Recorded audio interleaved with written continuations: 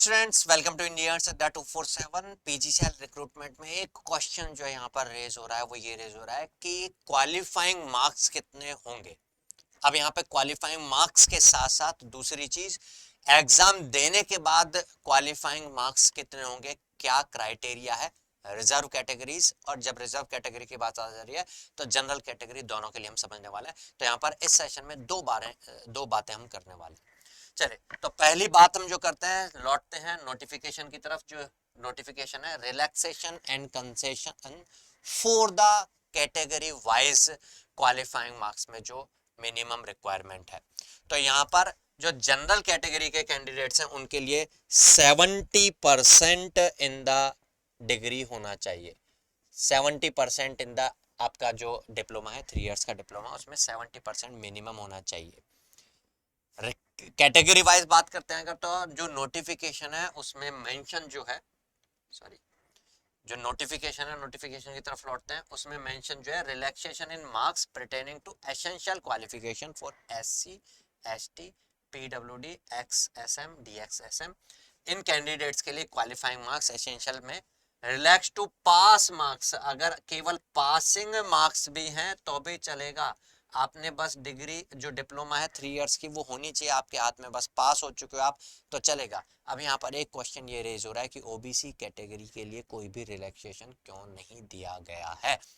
अगर आप category wise relaxation दे रहे हैं तो ओबीसी के लिए यहाँ पर कुछ भी मेंशन नहीं है, तो ओबीसी कैटेगरी को जनरल कैटेगरी में क्यों डाला गया है, एक क्वेश्चन है। लेकिन नोटिफिकेशन में ऐसा ही मेंशन है।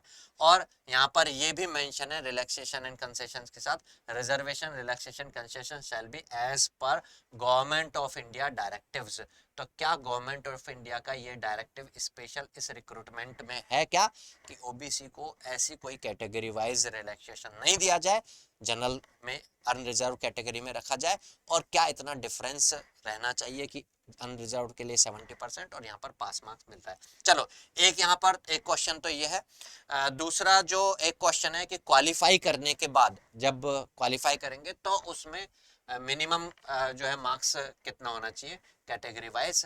तो यहाँ पर अनरिजर्व्ड और ईडब्ल्यूएस की जो वैकेंसीज होंगी जो भी हैं इन कैटेगरी में, उनके लिए क्वालिफाइंग क्राइटेरिया जो है मिनिमम 30% इन ईच। तो यहाँ पर दो पार्ट होने वाले हैं, ऑलरेडी आप लोग जानते होंगे, एक जनरल वाला पार्ट होने वाला है और एक टेक्निकल वाला पार्ट होने वाला है। जनरल वाले पार्ट में 50 और टेक्निकल वाले पार्ट में 120 क्वेश्चन यहाँ पर आने वाले हैं।